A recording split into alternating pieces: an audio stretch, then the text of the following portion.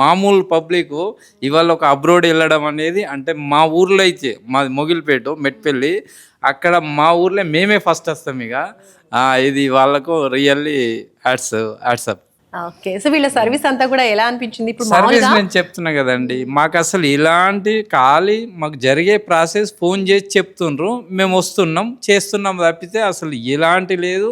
ఇప్పటికి ఖర్చు మేమేం డబ్బులు పే చేయలేము, అంతా వాళ్ళే 43 lakhs శాంక్షన్ అయింది.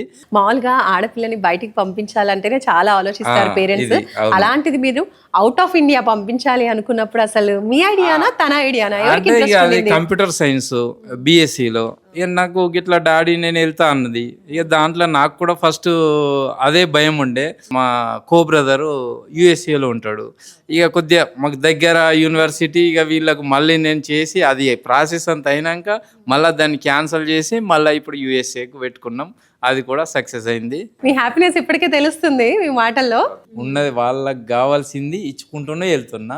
ఇప్పుడు ఇది కూడా నాకు పెద్దదే, కానీ వీళ్ళ ద్వారా చిన్న సమస్య అయింది అన్నట్టు. సో ఇప్పుడు మీకు లోన్ వచ్చింది అంటున్నారు కదా, ఇది కొలేటరలా నాన్ కొలేటరలా అండి? నాకు ఎలాంటి ఆస్తులు లేవు. ఒక నా గ్రామంలో ఇల్లు ఉంది. అడిగారు మీకు ఏముంది అంటే ఊర్లో ఇల్లు ఉందన్న. కాకపోతే నా సాలరీ నాదేది నేను చేసే జాబు దాంట్లో పే స్లిప్స్ అవి నాకు ఎంత వస్తుంది అవి పెట్టుకున్నారు. అది పెద్ద ఇష్యూ కాదు. ఇక్కడ ₹1,00,000 లోన్ తీసుకుంటే కూడా అవన్నీ పెట్టుకుంటారు, కానీ ఇది చాలా పెద్దది మాకైతే. ఇప్పుడు చాలా మంది పిల్లలు కూడా వెళ్ళాలనుకుంటూ ఉంటారు, వాళ్ళ పేరెంట్స్ కూడా భయపడుతూ ఉంటారు. ఎందుకంటే ప్రతి ఒక్క పేరెంట్కి ఉండేటువంటి భయమే అవుట్ ఆఫ్ కంట్రీ అన్నప్పుడు. సో అలాంటి పేరెంట్కి స్టూడెంట్కి మీరు ఏం చెప్తారు? నేను ఒకటే చెప్తున్నా మేడం, భయం అనేది ఓకే, కానీ మన ప్రయత్నం అనేది ఫస్ట్ సోర్స్కి వచ్చి అప్రోచ్ కండి. మీకు వీలైతే ఓకే, లేకుంటే మీ స్టడీ మీది. నేను చెప్పేది అది. ఇప్పుడు మనం ఇంట్లోనే కూర్చొని ఇది అంత ఏదో రాంగు అనుకుంటే అయితే కుదరదు.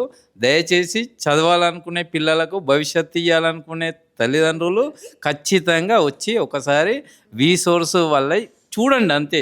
ఇక్కడ వచ్చి చూస్తే మీకు అర్థమవుద్ది ఏం జరుగుద్ది ఏంటి అనేది. సూపర్ అండి. Okay, thank you so much అండి. Thank you.